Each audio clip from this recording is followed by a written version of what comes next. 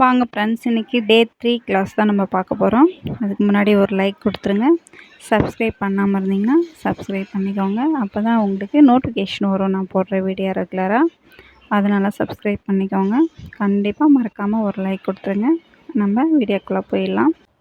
அதுக்கு முன்னாடி நம்ம போன வீடியோவில் ஊசி போடுறது பார்த்துருந்தோம் இல்லையா கடைசியாக. இப்போ மறுபடியும் சொல்கிறேன் உங்களுக்கு. இது வந்து சின்ன மிஷினு. இதில் வந்து ஒரு சைடு பட்டையாக இருக்கும், ஒரு சைடு வந்து உருளையாக இருக்கும்.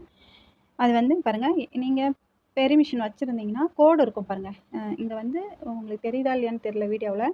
பாருங்கள், ஒரு சைடு மட்டும் கோடு இருக்கும், பள்ளமாகனா ஒரு கோடு இருக்கும். அந்த கோடு பகுதியில் தான் நம்ம த்ரெட்டு போடணும். சரியா? த்ரெட்டு இந்த சைடு லெஃப்ட் சைடு தான் போடுவோம்.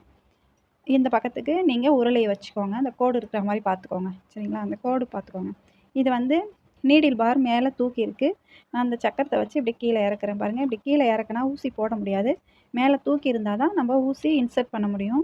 பாருங்கள், நான் போன வீடியோவில் தெளிவாக காமிச்சிருந்தேன் எப்படி இன்சர்ட் பண்ணுறதுன்னு. பார்க்கலன்னா அந்த வீடியோ பார்த்துட்டு வந்துடுங்க. இப்போ இங்கே பாருங்கள், நீடில் பார் ஸ்க்ரூ இருக்குது இல்லையா, இதை நம்ம கொஞ்சம் லூஸ் பண்ணிக்கணும். லூஸ் பண்ணால் தான் நம்ம டைட் ஓப்பன் கிடைக்கும். இன்னும் கொஞ்சம் தூக்கிக்கிறேன். இப்படி சக்கரத்தை வச்சு தான் மூவ் பண்ண முடியும். சரிங்களா? நீடில் பாரை மேலே ஏற்றவும் இறக்கவும் முடியும். சக்கரத்தை வச்சு தான் ஏற்றுறது இறக்குறது முடியும். இப்போ நீடில் பார் வச்சு நம்ம நீடில் பார் ஸ்க்ரூ வச்சு நம்ம என்ன பண்ணுறோம், இப்படி டைட் பண்ணிக்கிறோம். இது நல்லா நம்ம கையில் டைட் பண்ணால் அவ்வளோவும் டைட் ஆகாது. ஸ்க்ரூ வச்சு லைட்டாக டைட் பண்ணிக்கலாம். ஓகே, டைட் ஆகிடுச்சு. இப்போ என்ன பண்ணுறோம், ஊசி கரெக்டாக ஃபிட்டாக இருக்கான்னு இந்த சக்கரத்தை இப்படி மூவ் பண்ணுறோம் லைட்டாக. ஓகே, கரெக்டாக அந்த பிளேட்டுக்குள்ளே இருக்கிற ஹோல்ஸ்குள்ளே அழகாக போயிட்டு வந்துடுது. ஓகேவா? பாருங்கள், அழகாக போயிட்டு வந்தது. இப்போ ஊசி கரெக்டாக பொருந்திருக்கு. நம்ம இந்த ஊசி வச்சு இங்கே பாருங்கள், கோடு போட்ட பேப்பர் இந்த மாதிரி எடுத்துக்கோங்க. என்கிட்ட கிடைச்ச பேப்பர் இது இருந்தது. இந்த சைடு கோடு இருந்துக்கு பரவாயில்ல. இல்லாமல் நீட்டாக லாங் சைஸ் கோடு போட்ட பேப்பர் இருக்கு இல்லையா, அந்த மாதிரி கூட எடுத்துக்கோங்க. இதுக்காக தனியாக பேப்பர் வாங்கணும்னு இல்லை, வீட்டில் இருக்கிற பேப்பரே கூட வச்சு யூஸ் பண்ணிக்கோங்க. இந்த பேப்பரில் அந்த கோடு ஸ்ட்ரெயிட் கோடு இருக்கு இல்லையா, அந்த ஸ்ட்ரெயிட் கோடு பார்த்த மாதிரி நம்ம இந்த நீடில் யூஸ் பண்ணி தான் நம்ம போடுறோம். சரிங்களா? பேப்பர் இப்படி வச்சுட்டு நீங்கள் எதுவுமே கைடெல்லாம் தூக்க தேவையில்ல. பேப்பர் இப்படி வச்சா போதும். நீங்கள் கரெக்டாக மிஷின் மிதிச்சிங்கன்னா அது இழுத்துட்டு போகும். பாருங்கள், இப்படி கரெக்டாக அந்த கோடு பார்த்து மெல்லமாக அப்படி தச்சுட்டு வந்துடுங்க. அந்த கோட்டு மேலேயே இப்படி கரெக்டாக நேர்கோட்டிலே நம்ம தச்சுட்டு வரணும். சரிங்களா? இப்போ நம்ம ஸ்ட்ரெயிட் கோடு போடுறதுக்கு பழகிறோம். இது போல் உங்களுக்கு பாருங்கள், லைன் கரெக்டாக இருங்க. இன்னொரு இடத்துல காமிக்கிறேன், இங்கே இடைக்கு வச்சு காமிக்கிறேன் நான் உங்களுக்கு. இப்படி நீங்கள் வந்து கைடெல்லாம் தூக்க தேவையில்ல. நீங்கள் கரெக்டாக தைச்சிங்கன்னா இப்படி மூவ் ஆகும். சப்போஸ் இந்த சக்கரத்தை தப்பாக சுற்றிட்டிங்கன்னா பேக் சைடு இப்படி தள்ளி விடும். சரிங்களா? இப்படி தள்ளி விடுது அப்படின்னா நீங்கள் கரெக்டாக மூவ் பண்ணல மிஷினை அர்த்தம். கரெக்டாக மூவ் பண்ணிங்கன்னா இழுத்துட்டு போகும். நான் போன வீடியோவில் தெளிவாக சொல்லியிருந்தேன், இந்த வீடியோவிலையும் சொல்கிறேன், கவனிச்சுக்கோங்க. இந்த பாருங்கள், கரெக்டாக அந்த லைன் மேலேயே போட்டிருக்கேன் பாருங்கள். இது போல் லைன் மேலேயே நீங்கள் அந்த ஊசி தையல், ஓகேங்களா? இப்படி தான் தையல் போட போகிறோம். அதை நம்ம ட்ரைன் பண்ணுறோம். ஃபஸ்ட்டு கோடு போடுறதுக்கு கற்றுக்குறோம். இந்த மாதிரி லைன் வர வரைக்குமே நீங்கள் ட்ரை பண்ணணும். சரியா? ஏன்னு கரெக்டாக வருது.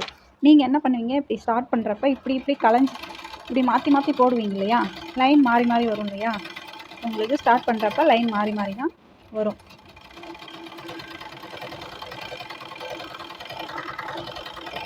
இது போல் லைன் மாறி வந்துச்சுன்னா நீங்கள் இந்த மாதிரி லைன் கரெக்டான லைன் வர வரைக்குமே நீங்கள் இந்த எக்ஸசைஸ் முடிக்கணும். சரிங்களா? இந்த எக்ஸசைஸ் எத்தனை பேப்பர் ஆகுதோ அத்தனை பேப்பர் நீங்கள் வச்சுட்டு இருக்கணும். ஸ்ட்ரெயிட் கோடு. சரிங்களா? இந்த ஸ்ட்ரெயிட் கோடு எக்ஸசைஸ் முடிஞ்சதுமே வளைவு கோடு ஒன்று கொடுக்குறேன். அந்த வளைவு கோடை நீங்களே வரைஞ்சி எடுத்துக்கோங்க. வளைவு கோடு நம்மளே வரைஞ்சி எடுத்துக்கலாம், ஒன்றும் பிரச்சனை இல்லை. வளைவு கோடு ஒன்று காமிக்கிறேன் உங்களுக்கு. பாருங்கள், வளைவு கோடு இப்படி வளைவு கோடு நீங்களே போட்டுக்கோங்க. சரிங்களா? இந்த வளைவு கோடு நம்ம சரியாக தைக்க பழகணும். சரியா? ரொம்ப முக்கியமானது இந்த வளைவு கோடுகள். நம்ம இந்த 2 கோடு மட்டும், ஸ்ட்ரெயிட் கோடு, வளைவு கோடு, இது மட்டுமே போதுமானது. ஓகேங்களா? அந்த 2 பழகிட்டோம்னா அடுத்தது நம்ம துணியில் பழகிக்கலாம். இதை வந்து நீங்கள் கரெக்டாக பழகணும். மிஷின் கண்ட்ரோல் வரணும். கிட்டத்தட்ட நீங்கள் ஒரு நபர் 4 பேப்பர், ஸ்ட்ரெயிட் கோட்டுக்கு 4 பேப்பர் அடிங்க, வளைவு கோட்டுக்கு 4 பேப்பர் அடிங்க. சரிங்களா? எந்த அளவுக்கு அதிகமான பேப்பரில் ட்ரைனிங் எடுத்துக்கோங்க. 5 பேப்பர் 6 பேப்பர் கூட அடிங்க. சரிங்களா? அப்படி ட்ரைனிங் எடுத்துட்டா தான் நீங்கள் துணியில் தைக்கிறப்ப ஈஸியாக வரும். உங்களுக்கு நீங்கள் தான் டீச்சரு, நீங்கள் தான் முயற்சி பண்ணணும். சரிங்களா? நீங்கள் வீடியோ பார்த்து கற்றுக்குறீங்க அப்படின்னா, நீங்கள் தான் 4 பேப்பர் அடிக்கணும்னா கண்டிப்பாக 4 பேப்பர் அடிக்கணும். இப்படி வளைவு கோடு பாருங்கள். இப்படி வளைவு கோடு ஸ்டார்ட் பண்ணுறப்பவும் இப்படி எடுத்துட்டு, இப்போ இது வந்து வளைவு இப்படி ஸ்ட்ரெயிட்டாக கைடு நின்றுட்டுருக்கு. புரியுதுங்களா? இப்படி ஸ்ட்ரெயிட்டாக நின்றுட்டுருக்கு கைடு. நம்ம இந்த கைடை இந்த வளைவுக்கு தகுந்த மாதிரி திருப்பணும். இந்த கைடுக்கு வந்து பின்னாடி இதோ லிஃப்ட் இருக்கு இல்லையா? நான் சொன்னேன்ல, என்ன லிஃப்ட்டுன்னு சொன்னேன் இது? நீங்கள் ஷார்ட்டாகவே லிஃப்ட்டுன்னு சொல்லிக்கோங்க. Presser foot lift. சரிங்களா? ஷார்ட்டாகவே லிஃப்ட்டு என்ன பண்ணணும், இப்படியே தூக்கி நிறுத்திடுங்க. சரிங்களா? பாருங்கள், இந்த ஃப்ரெஷர் தூக்கி நிற்கிது, அந்த ஃப்ரெஷர் ஃபுட்டு தூக்கி நிற்கிது பாருங்கள். இப்போ என்ன பண்ணணும், பேப்பரை அப்படியே இப்படி திருப்பிக்கணும். நம்ம அந்த கைடுக்கு தகுந்த மாதிரி எந்த பக்கம் நேர் பக்கம் பார்க்குதோ அதுக்கு தகுந்த மாதிரி திருப்பிக்கிட்டு, இப்போ நம்ம அந்த ஃப்ரெஷர் ஃபுட்டை கீழே இறக்கி விட்டுக்கிறோம். சரிங்களா? இப்படியே இப்போ பாருங்கள், மறுபடியும் அப்படியே ஸ்ட்ரெயிட்டு இப்படி திருப்பிக்கிட்டு நம்ம தான் இந்த பேப்பரை இப்படி திருப்பி விடணும். இதில் நல்லா ப்ராக்டிஸ் எடுத்துக்கோங்க. சரிங்களா? ஸ்ட்ரெயிட் கோடு கூட சீக்கிரம் வந்துடும், வளைவு கோடு வராது. நல்லா ப்ராக்டிஸ் எடுங்க. இப்போ என்ன பண்ணுறோம், கைடை தூக்கிட்டு இப்படி திருப்பிக்கிறோம். அந்த கோடு எந்த சைடு வளையுதோ அதுக்கு தகுந்த மாதிரி நம்ம கைடை இப்படி தூக்கிட்டு இப்படி திருப்பிக்கிறோம்.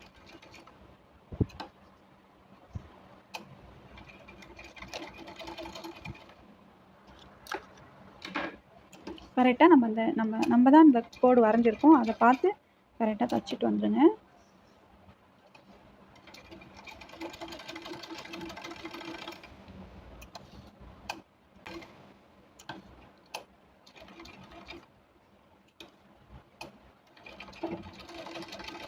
ஓகே, பாருங்கள், இந்த கோட்டு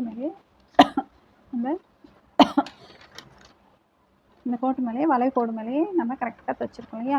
இந்த மாதிரி கரெக்டாக லைன் வர வரைக்கும் நீங்கள் எத்தனை வளைவு கோடு தைப்பீங்களோ அத்தனை வளைவு கோடு தைச்சிட்டே இருங்க. சரிங்களா? நம்ம என்ன போட்டிருக்கோம், பாபின் கேஸ்லாம் போடல, த்ரெட்டு போடல, வெறும் ஊசி மட்டும் போட்டிருக்கோம். சரியா? ஊசி மட்டும் போட்டு தான் ஸ்ட்ரெயிட் கோடு தைக்கணும், வளைவு கோடு தைக்கணும். ஸ்ட்ரெயிட் கோடு 4 பேப்பர் முடிக்கணும், வளைவு கோடு 4 பேப்பர் முடிக்கணும், ஸ்ட்ரெயிட் கோடு 4 பேப்பர் முடிக்கணும். சரிங்களா? இதை முடிச்சுட்டு தான் நீங்கள் அடுத்த கிளாஸ் பார்க்கணும். ஓகே, நம்ம சேனலை சப்ஸ்கிரைப் பண்ணாமல் இருந்தீங்கன்னா சப்ஸ்கிரைப் பண்ணிவிட்டு ரெகுலராக வீடியோ பார்த்துட்டு வந்துடுங்க. அப்போ தான் உங்களுக்கு ஏதாவது சந்தேகங்கள், டவுட்ஸ் ஏதாவது உங்களுக்கு இருக்குது அப்படின்னா நீங்கள் கமெண்ட் பாக்ஸில் கேளுங்க. சரிங்களா?